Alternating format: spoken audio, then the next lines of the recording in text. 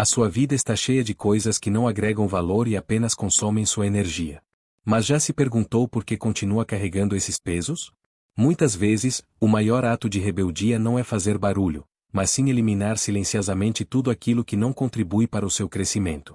Relações tóxicas, hábitos prejudiciais, tudo isso pode ser deixado para trás sem a necessidade de aprovação externa. Neste vídeo, vamos explorar um princípio essencial da filosofia estoica: abrir mão do que não está sob seu controle para conquistar mais liberdade. Afinal, a vida é curta demais para viver sob as expectativas alheias. Vou te guiar por um processo prático para se livrar de 10 coisas que podem estar tornando sua vida um caos, tanto físico quanto mental. Essas questões te afetam de maneira sutil, e se não forem tratadas, podem te roubar algo ainda mais precioso: a paz de espírito. A mudança começa hoje, sem desculpas e sem alarde. No final das contas, o que você decide deixar para trás diz mais sobre você do que aquilo a que se apega. E para ilustrar essa ideia, quero te contar uma história. Em uma pequena vila à beira-mar, vivia uma pescadora chamada Helena. Hábil em navegar mares revoltos e conhecida por sua resiliência, ela acumulou ao longo dos anos diversas redes e ferramentas quebradas. Por hábito, continuava carregando-as consigo sempre que saía para pescar. Certo dia, uma tempestade inesperada atingiu seu barco. O peso desnecessário dificultava sua mobilidade, tornando a situação ainda mais perigosa. Exausta e à beira do desespero, ela tomou uma decisão. Começou a jogar fora tudo que não lhe servia mais: redes rasgadas, cordas gastas e até objetos guardados por apego, mas sem utilidade. Com cada descarte, seu barco se tornava mais leve e ela conseguia manobrar melhor. A tempestade persistiu, mas sem os pesos desnecessários, Helena conseguiu superar o desafio e retornar ao porto em segurança. Quando questionada sobre como havia sobrevivido, respondeu: muitas vezes nos apegamos a coisas que apenas nos sobrecarregam. Só quando aprendemos a soltar o que é desnecessário conseguimos avançar com mais leveza. Essa história resume uma lição essencial: é preciso aprender a se libertar silenciosamente do que não nos serve mais. Se não fizermos isso, corremos o risco de afundar sob o peso das nossas próprias escolhas. Agora, vamos começar a explorar os primeiros elementos que precisam ser eliminados da sua vida. O primeiro deles, o medo da opinião dos outros. O medo da opinião dos outros. Quantas decisões você já tomou com receio do que os outros poderiam pensar? Esse medo age como uma sombra constante, moldando suas escolhas e limitando sua liberdade. Muitas vezes, nem percebemos que estamos nos ajustando às expectativas alheias, abrindo mão da nossa própria essência. A verdade é que a maioria das pessoas está mais preocupada consigo mesma do que julgando você. Mesmo assim, o receio da crítica pode ser paralisante.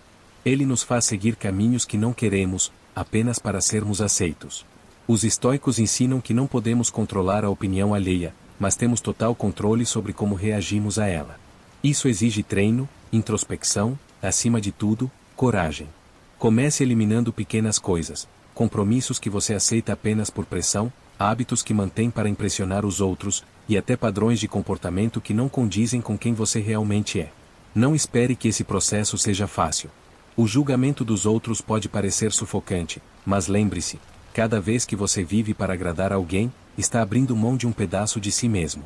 Se libertar do medo do julgamento não precisa ser um ato grandioso. Comece aos poucos, sem precisar anunciar nada. Deixe de lado aquilo que não representa a sua verdade e aprenda a valorizar mais sua própria opinião do que a dos outros. Agora, vamos falar sobre outro peso que pode estar drenando sua energia: as relações tóxicas. 2. Relações tóxicas. Muitas vezes, nos acostumamos a manter pessoas em nossa vida que nos tiram mais do que nos oferecem. Essas relações podem estar em qualquer lugar: família, amigos, colegas de trabalho. E, sem perceber, nos vemos presos a dinâmicas que nos desgastam. O mais curioso? Ninguém nos obriga a permanecer nelas. Mas ainda assim, hesitamos em cortar laços, talvez por medo de parecer insensíveis ou por crenças de que devemos insistir nos relacionamentos. A filosofia estoica ensina que não devemos nos prender ao que não podemos controlar, e isso inclui a atitude dos outros. Você não tem poder sobre como alguém age, mas pode escolher se deseja ou não essa pessoa na sua vida. Eliminar relações tóxicas não exige brigas ou grandes despedidas. Você pode simplesmente se afastar, sem precisar explicar ou justificar. Aos poucos, reduza o contato, pare de buscar interações e permita que a relação desapareça naturalmente. A chave para identificar uma relação tóxica está nos seus sentimentos.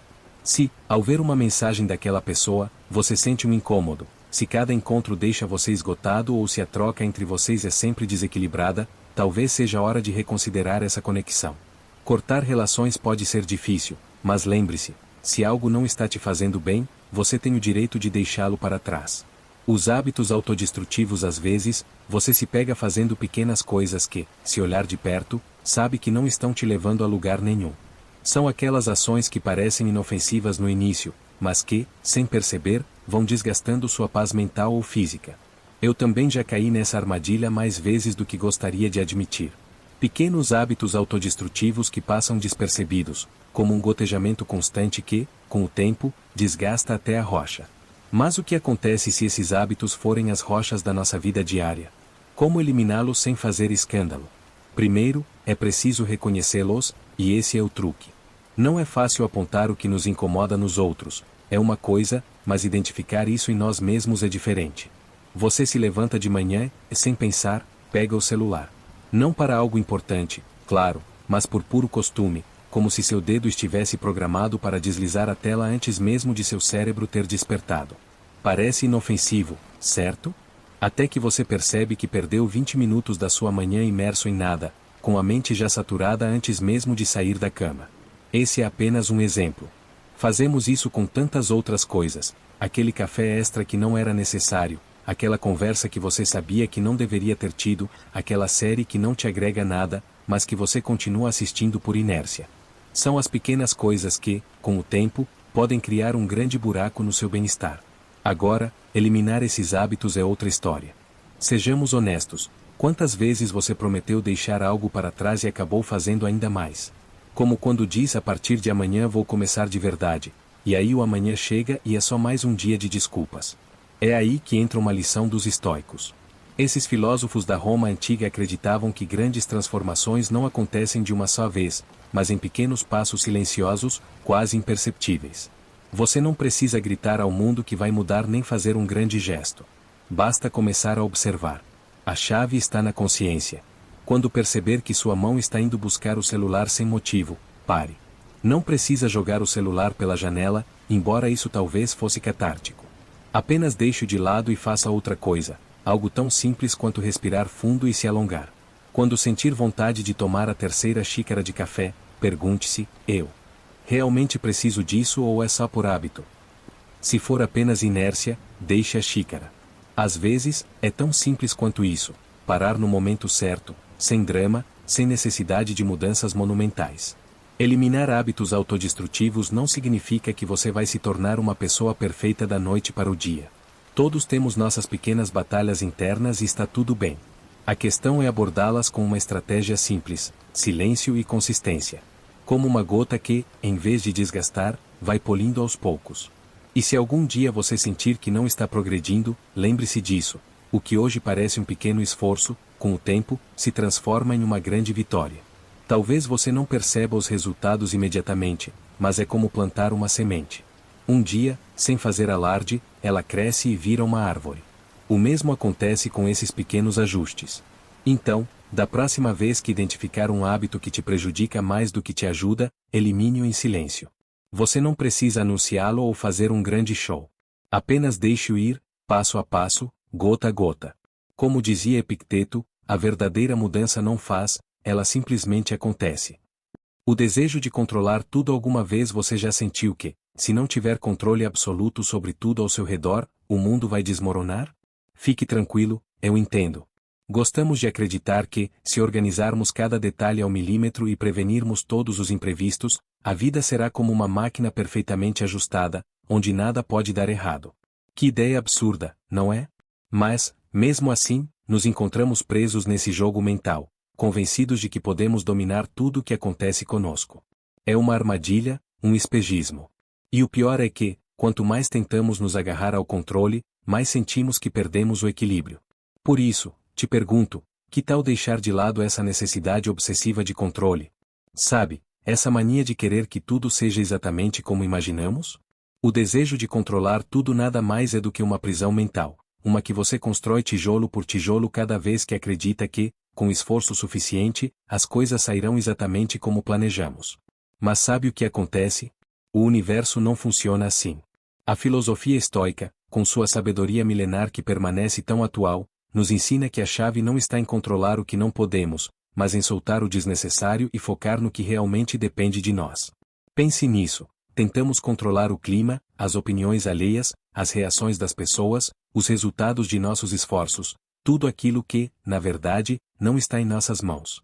É como tentar segurar a maré com as mãos, um completo desperdício de energia. Ainda assim, fazemos isso constantemente. E o pior, cada vez que algo não sai como esperávamos, nos frustramos, ficamos irritados, como se fosse uma injustiça cósmica. Que ironia, não é? Imagine que você carrega uma mochila. Cada vez que tenta controlar algo fora do seu alcance, coloca uma pedra dentro dela. No começo, talvez você nem sinta o peso, mas, com o tempo, a mochila vai ficando insuportavelmente pesada. No final, essa carga te esmaga.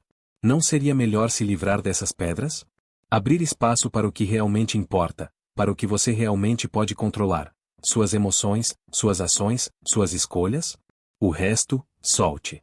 Durante muito tempo, eu mesmo me preocupava obsessivamente em prever tudo o que poderia dar errado na minha vida.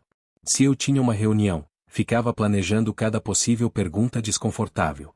Se marcava uma saída com amigos, me preocupava com o lugar, com o clima, com qualquer coisa que pudesse sair do planejado. Era exaustivo. E sabe o que acontecia? A maioria das coisas que me preocupavam jamais acontecia. No final, percebi que essa tentativa de prever tudo não me dava mais controle, só me dava mais ansiedade. Então, comecei a soltar. Pouco a pouco, aprendi a confiar mais no processo. E o que aconteceu? As coisas continuaram a acontecer, algumas boas, outras nem tanto, mas eu me sentia mais leve, porque havia deixado de carregar o que não era minha responsabilidade. Confiar na vida não significa ser passivo ou irresponsável. Trata-se de aceitar com maturidade que há coisas que estão fora de nossas mãos e que isso está tudo bem. Elimine em silêncio essa necessidade de controlar tudo. Dê espaço para o imprevisto, para as surpresas, para aquilo que está além do seu alcance. Isso não quer dizer que você deve simplesmente se acomodar e assistir a vida passar. Trata-se de liberar o peso e aceitar que há uma parte do caminho que não depende de você. E sabe o que mais? Isso é libertador. Lembre-se, às vezes, soltar é a forma mais poderosa de tomar o controle. Como Marco Aurélio escreveu em suas meditações, o verdadeiro controle reside na capacidade de soltar o incontrolável. Expectativas irreais. Eu não sei você, mas eu passei boa parte da minha vida acreditando que precisava ser perfeita. Ninguém me dizia isso diretamente, mas estava no ar, nas entrelinhas de comentários bem-intencionados, nos olhares de aprovação e naquela comparação silenciosa com os outros. Cresci com a convicção de que atender às expectativas dos outros, e pior, as minhas próprias, era sinônimo de sucesso. E que grande mentira isso é! Quando paramos para refletir, tentar cumprir expectativas irreais é como tentar encher um poço sem fundo com um balde furado. Você nunca termina. Está sempre exausto, e no final, o que sobra é uma poça de frustração aos seus pés. O mais curioso é que muitas dessas expectativas nem são nossas. Elas foram moldadas por nossa família, amigos, e pela sociedade, e acabamos aceitando sem questionar, na busca incessante por sermos melhores. A verdade é que começamos a acreditar que precisamos cumpri-las.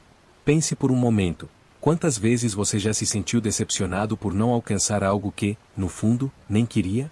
A questão é que nos impomos metas tão altas que, quando falhamos, nos sentimos inúteis. Se não for o melhor no trabalho, o parceiro perfeito, o amigo ideal, o filho exemplar, o que sobra de nós? Essas expectativas pesam mais do que nossas próprias ações. É como correr uma maratona carregando uma mochila cheia de pedras, você avança mais devagar, cansa antes, mesmo ao final, sente que chegou arrastando os pés. Aqui entra a filosofia estoica, que tem uma visão iluminadora sobre isso. Para os estoicos, não podemos controlar o que os outros pensam de nós, nem garantir que o universo irá agir a nosso favor. O que podemos controlar, no entanto, é como reagimos a isso. A chave é reduzir a carga. Baixe essas expectativas que te sufocam. Se você esperar menos de si mesmo e dos outros, isso não significa que está se conformando. Significa que está se libertando. Você não estará mais preso à pressão constante de corresponder ao impossível, mas simplesmente existindo e avançando, com mais leveza. Claro, Essa mudança não acontece de uma hora para outra.